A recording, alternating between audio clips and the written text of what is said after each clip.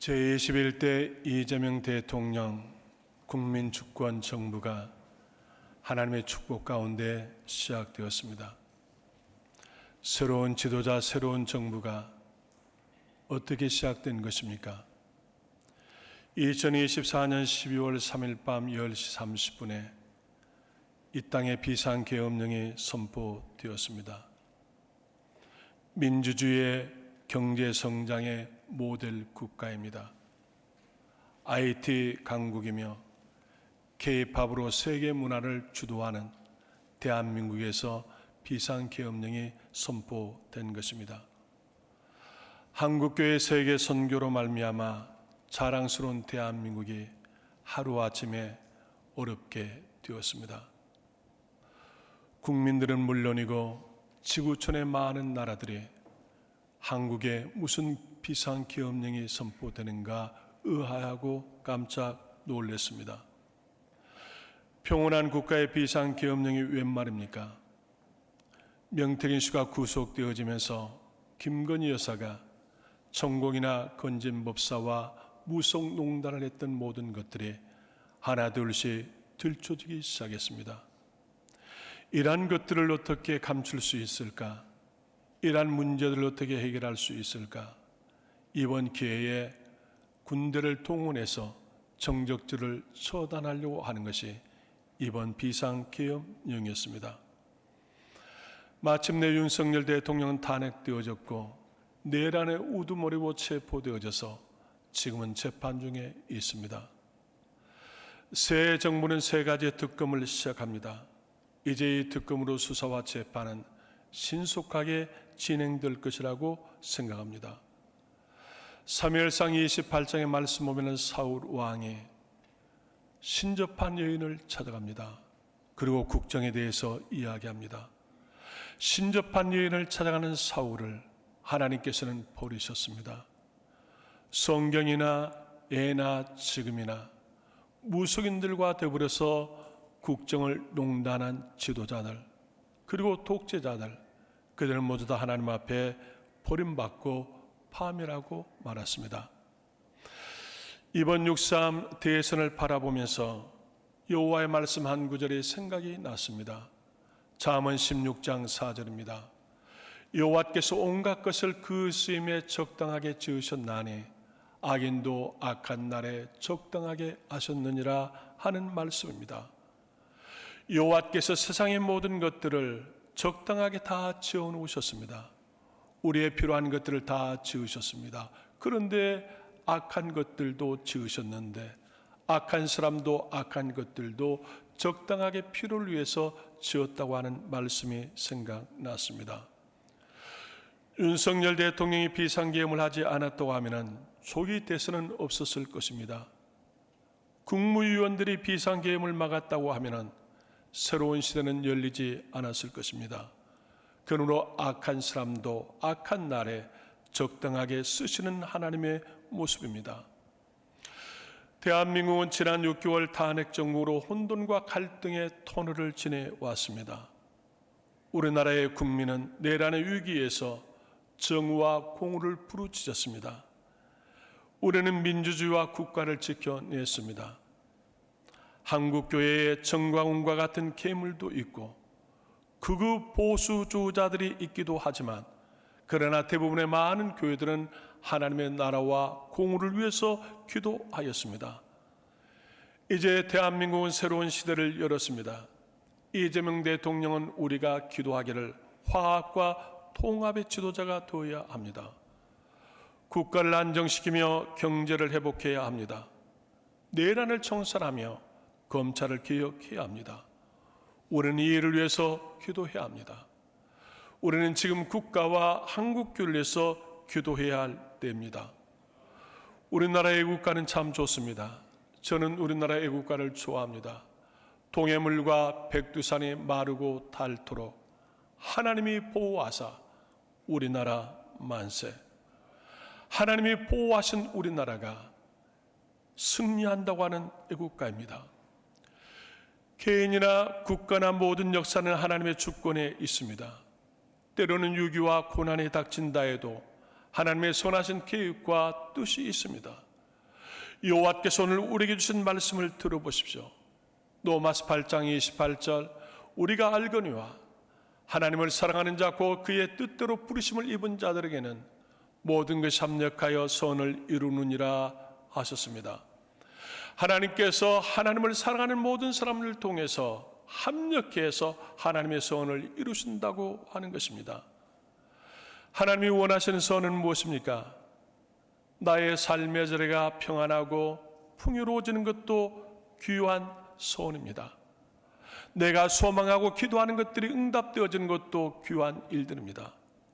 그러나 내 마음속에 예수 그리스도가 좌정하셔서 우리가 하나님의 아들 예수 그리스도의 형상을 본받고 우리의 삶의 자리에 하나님의 공의를 실현하는 것, 이게 바로 하나님이 우리에게 원하시는 소원입니다. 나의 인격과 삶이 예수님을 닮고 예수님의 비전이 내 안에서 이루어지게 해야 합니다. 나의 인격과 삶이, 나의 언어와 태도가 예수님을 닮는다고 하는 것이 얼마나 복된 일입니까? 우리는 그러할 가능성이 없는 존재입니다.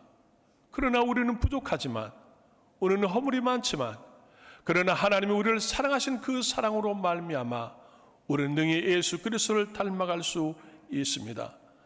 나를 향한 하나님의 계획과 선하심이 오늘의 현실 속에 이루어질 수 있습니다. 우리가 사는 현실은 공고합니다. 많은 문제와 장벽들이 있습니다. 이러한 위기 가운데서 우리는 어떻게 할 수 있는 것입니까? 로마서 8장의 말씀에 비밀이 있습니다. 그러면 너희가 어떠한 문제와 어떠한 고난 가운데서도 불평하나 낙심하지 말라. 시험과 위기 가운데서도 포기하지 말라. 너희가 하나님을 바라보아라. 성령의 도우심을 구하라. 그리하면은 하나님께서 우리를 사랑하심으로 말미암아 우리는 능히 세상을 넉넉하게 이긴다고 하는 것입니다. 바울은 하나님의 선하신 계획을 말합니다. 그러면서 우리에게 5가지 질문을 하면서 그 5가지 질문 속에서 답을 제시해주고 있습니다. 바울이 우리에게 5가지 질문을 하는데 그 질문은 무엇입니까? 첫 번째 질문입니다. 로마서 8장 31절 하나님이 우리를 위로하시면 누가 우리를 대적하리요 하는 것입니다. 하나님이 나의 목자 되시고 하나님이 나의 아버지가 되어주심으로 누가 나를 대적할 수 있겠느냐 하는 것입니다. 한 아이가 아동부 예배를 다녀왔습니다. 오후에 엄마가 아이에게 물었습니다. 애야, 오늘 아동부 예배 잘 드리고 왔니? 예. 오늘 무슨 말씀을 배웠니? 모세가 전쟁에서 승리한 이야기를 들었습니다. 그래, 모세가 어떻게 전쟁에 승리했는데 애굽과 이스라엘이 싸움이 일어났습니다. 그런데 모세와 이스라엘 군대가 딸렸습니다. 그래서 그들은 이제 홍해바다로 도망을 치는데 홍해바다가 앞을 막았는데 모세가 다리를 놓았습니다. 그러고 나서 다리를 다 안전하게 건넜습니다. 애굽의 군대가 그들을 따라왔습니다. 모세가 미국에다가 무전을 쳤습니다. 그래서 미국의 폭격기가 와가지고 다리를 다 폭파시켜 버렸습니다. 그래서 애굽의 군대는 다 죽었습니다. 어머니가 그 말을 듣고 아이에게 물었습니다. 아이야, 선생님이 그렇게 말씀하셨니? 아이가 하는 말, 아니에요. 그런데 선생님이 말한 대로 하면은 엄마는 도무지 믿을 수 없는 거예요. 여러분 이해가 되십니까?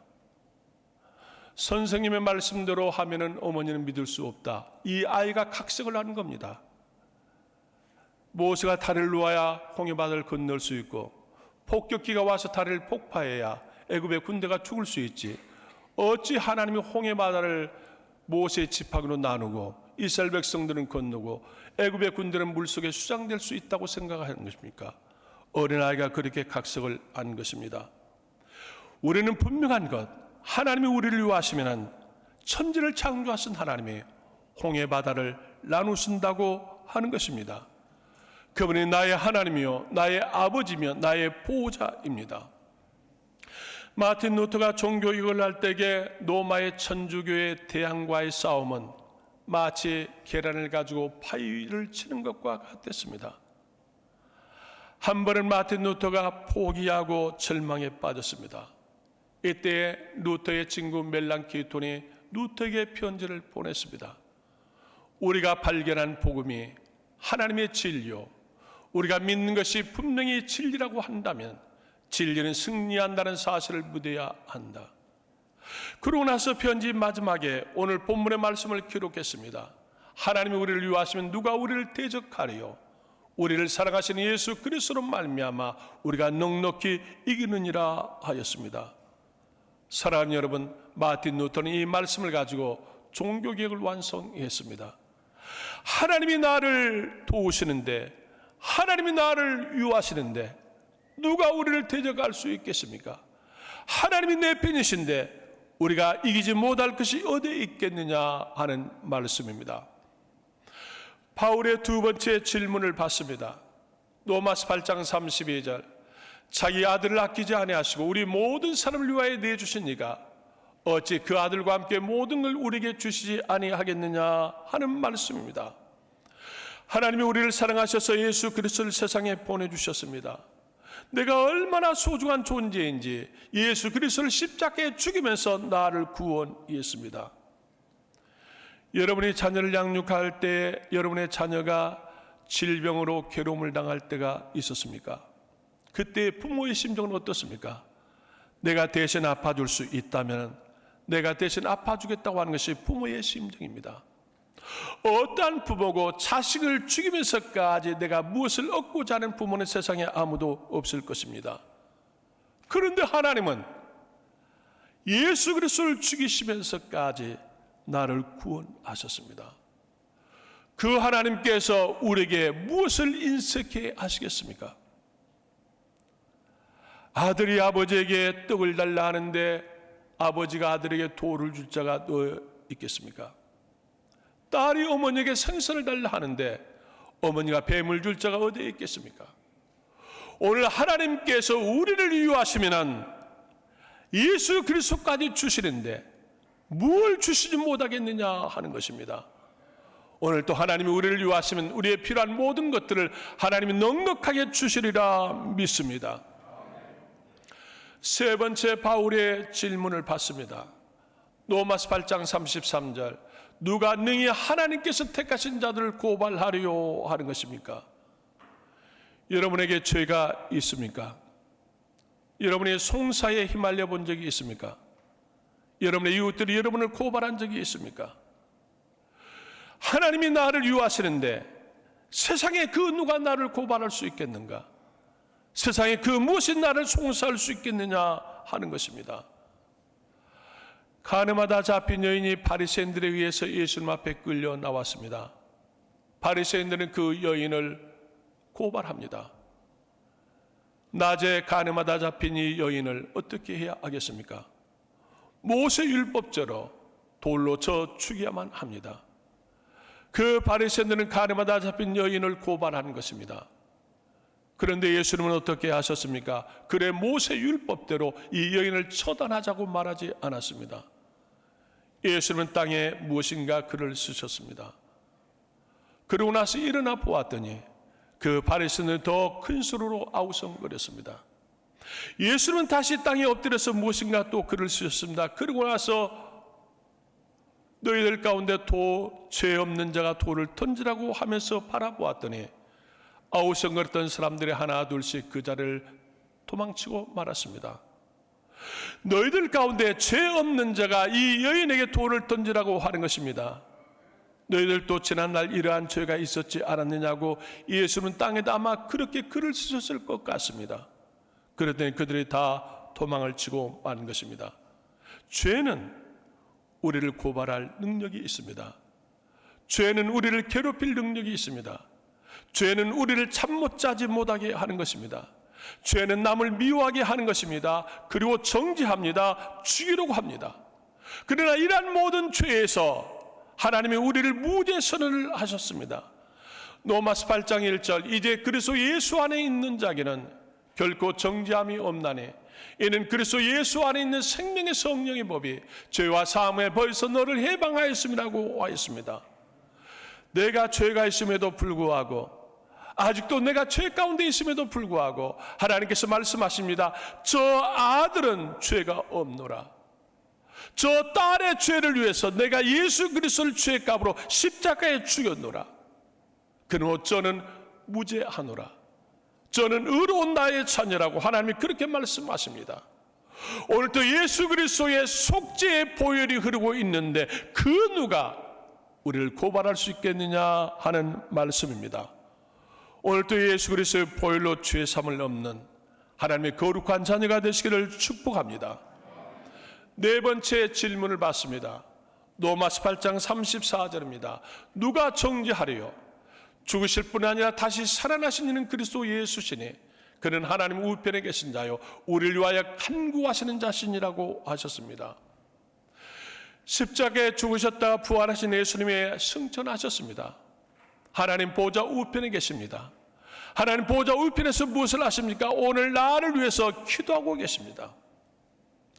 내가 기도하지 못한 것까지 기도하십니다. 로마서 8장 26절 이와 같이 성령도 우리 연약함을 도우시나니 우리는 마땅히 기도할 바를 알지 못하나 오직 성령이 말할 수 없는 탄식으로 우리를 위하여 친히 간구하시느니라 하였습니다. 내가 기도하지 못한 거 성령이 탄식하시면서 기도하십니다. 내가 구하지 못한 것 성령이 구하십니다. 그리고 나를 도와주십니다. 그러므로 우리는 부족함이 없습니다. 그러므로 오늘 또 우리는 아무 염려할 것이 없습니다. 나를 위해서 중보기도 하시는 예수님, 나의 부족한 것들을 채우시는 주의 성령님, 그의 성령의 도우심으로 우리는 승리할 수 있습니다. 다섯 번째 질문을 받습니다. 로마서 8장 35절 누가 우리를 그리스도의 사랑에서 끊으리요? 환난이나 곤고나 박해나 기근이나 적신이나 위험이나 칼이라 그랬습니다. 우리는 때로는 시험당할 수 있습니다. 질병으로 우리의 건강이 무너질 수도 있습니다. 물질을 다 잃어버릴 수도 있습니다. 위험한 일을 만날 수도 있습니다. 그러한 것들이 하나님의 사랑에서 나를 끌어내고자 하는 것입니다. 그러나 분명한 것은 어떠한 세상의 위험한 일들도 하나님의 사랑에서 너를 끌어내지 못할 것이라고 하는 것입니다. 사탄은 하나님 우리를 사랑하지 못하도록 방해합니다. 예수님이 세상에 오시는 것을 사탄은 방해합니다. 헤롯을 통해서 아기 예수를 죽이고자 했습니다. 그러는가 하면 베드로를 움직여서 예수님의 십자가를 가로막고 나서기도 하였습니다. 유다를 선동해서 예수님을 배신하고 팔아넘기게 하였습니다. 예수님이 십자가에 죽으실 때 사탄은 쾌재를 불렀을지 모릅니다. 그러나 예수님은 죽으셨다가 부활하셔서 승천하셨습니다. 승천하신 예수님은 나의 구주입니다. 그러므로 우리는 세상에 어떠한 것도 하나님의 사랑에서 끊어낼 수 없다고 하는 것입니다. 때로는 질병으로 괴로움을 당할 수 있습니다. 때로는 물질로 어려움을 당할 수도 있습니다. 때로는 사람 관계에서 몸부림을 칠 때도 있습니다. 그러나 그러한 것들이 결코 우리를 하나님의 사랑에서 끊을 수 없다고 하는 사실입니다. 이 다섯 가지 질문에 정답이 있습니다. 그 정답이 무엇입니까? 로마서 8장 37절입니다. 이 모든 일에 우리를 사랑하신 이로 말미암아 우리가 넉넉히 이기느니라 하셨습니다. 이 모든 일입니다. 이 일은 내가 승리하고 이 일은 내가 패배하고 어제는 내가 승리했지만 오늘은 내가 패배하고 이 일은 성공했지만 이 일은 실패하고 그게 아닙니다. 모든 일에 언제든지 하나님이 나를 사랑하심으로 말미암아 우리가 넉넉하게 승리한다고 하는 사실입니다. 소설가 정인희 씨의 내 잔이 넘치나이다 책이 있습니다. 이 책은 실제 인물 맹순 신학생 이야기입니다. 맹순 신학생은 평양 장대현교회 맹관호 장로의 아들입니다. 그의 가족은 6.25 전에 서울로 월남을 하였습니다. 그는 목사가 되고자 신학교에 들어갔습니다. 신학교를 다니면서 교회에서 열심히 봉사를 했습니다. 그런데 그가 빨갱이로 구속이 됩니다. 그는 이북에서 내려왔지만 간첩 활동을 하는 사람은 아니었습니다. 신실한 믿음의 신학생이었습니다. 그런데 그가 빨갱이가 되어져서 포로 수용소에 갇히게 되었습니다. 포로수에 갇혔던 맹슨 신학생은 참으로 억울했습니다. 내가 오직 신앙의 자유를 찾아서 월남을 했는데 내가 간첩이라니, 내가 빨갱이라니, 아무리 하소연을 했지만 받아들이지 않았습니다. 원망하고 낙심하고 좌절했습니다. 그런데 그 포로 수용소에서 이 포로 수용소에 있는 모든 북한 군인들에게, 인민군에게 내가 복음을 전할 수 있는 기회를 주셨다고 하는 것을 깨닫습니다. 그리고 포로 수용소에 있는 인민군들에게 복음을 전하는 것입니다. 저들의 상처를 어루만져주고 약을 발라주고 먹을 걸 더 갖다주고 섬겨주는 것입니다. 그런데 어느 날부터 중공군 포로들이 들어오기 시작했습니다. 이 맹순 신학생 마음이 설레였습니다. 하나님, 내가 북한에 선교해야 되고 중국까지 선교하고자 했는데 내 기도를 들어주셔서 내가 중국을 가지 못하지만 중국군들에게 복음을 전할 수 있는 기회를 주심을 감사합니다. 더 많이 좀 보내주십시오. 중국 군대가 1000명이 넘게 포로들이 끌려왔습니다. 맹순 신학생은 밤잠을 설치면서 그 중국군 환자들을 보살펴 주었습니다. 그러다가 8월 11일 무더운 여름날 비 오듯 땀을 흘리며 시편 23편을 그 신의 많은 환자들에게 들려주면서 마지막 숨을 거두고 말았습니다. 그의 나이는 27세입니다. 그의 죽음의 병사는 영양실조와 과로로 쓰러져 죽었습니다. 그의 장례식 때에 편지 한 장이 왔습니다. 포로 수용소에서 중공군들이 보낸 편지였습니다. 그 편지의 일부분을 읽어드립니다. 맹순 선생 영전에 드립니다. 평화의 사도요 사랑의 전도자 맹순 선생이 정말 우리 곁을 떠나신 것입니까? 포로의 옷을 입고 미군 군관들을 도우며 병동을 찾아오는 초기에 우리는 당신을 경멸하였습니다. 그러나 당신의 얼굴은 늘 온화했고 수고와 헌신은 한결같았습니다. 우리는 전쟁이라는 것에 대하여 화가 났고 우리를 전쟁에 보낸 사람을 죽도록 원망했습니다. 그런 우리에게 맹선생은 십자가의 도를 가르쳐 주었습니다. 환자를 만져주며 간절히 기도하셨습니다. 맹선생의 손은 신비한 힘이 있었습니다. 그 손이 얼굴에 닿으면 시원하였습니다. 발을 씻어주면 천상에 오르는 것처럼 기뻐하였습니다. 우리는 한 번 더 만져주기를 원했습니다. 우리에게는 말이 필요 없었습니다. 말이 통하지 않는 것에 불편함이 없었습니다. 우리는 십자가의 도가 사랑인 것을 알아가기 시작했습니다. 그 사랑이 예수님인 걸 알았습니다. 8월 11일 환자를 시키고 시편 23편을 읽어주셨습니다. 여호와는 나의 목자시니 내게 부족함이 없으리로다. 그가 나를 푸른 풀밭에 누이시며 쉴만한 물가로 인도하시는도다. 주께서 내 원수의 목전에서 내게 상을 차려주시고 기름을 내 머리에 부으셨으니 내 잔이 넘치나이다. 이 말씀을 읽어주신 후에 내 잔이 넘치나이다고 외치며 하늘나라로 가셨습니다. 우리는 맹순 선생 앞에 고백하며 약속합니다. 우리는 예수 그리스도로 말미암아 세상을 이길 수 있습니다. 하나님이 우리를 위하시면 우리의 잔도 넘칠 것입니다. 우리는 맹선생을 만나기 위하여서 예수 안에 있어야 합니다. 우리는 통곡합니다. 슬퍼합니다. 그러나 우리가 버려진 것은 아닙니다. 우리는 맹선생과 함께 주 안에 있기 때문입니다. 이건 실제로 있었던 일입니다.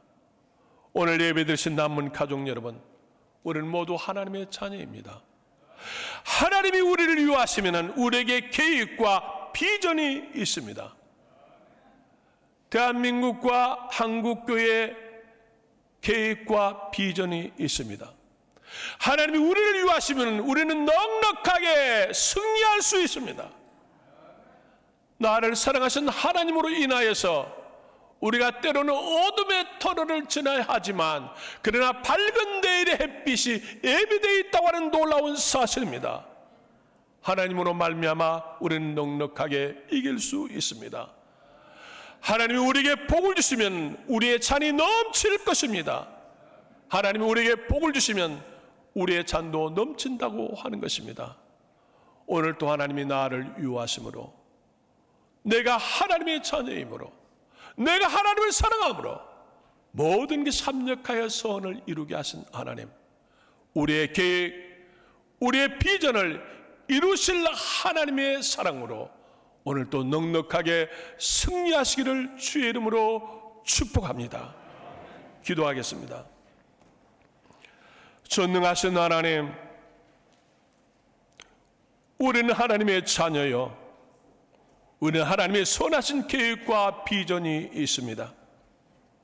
이 나라의 국가와 한국교회의 계획과 비전이 있습니다. 때로는 시험과 고난의 어두운 터널을 지나가기도 하지만 그러나 하나님의 계획과 하나님의 비전이 선하심 가운데 이루어진다고 하는 것을 믿습니다. 그 하나님을 바라보며 오늘 또 내 가운데 하나님의 선하신 계획과 비전이 이루어져 가도록 오늘 또 주 안에서 승리할 수 있도록 복을 내려 주옵소서. 예수님의 이름으로 기도드리옵나이다. 아멘.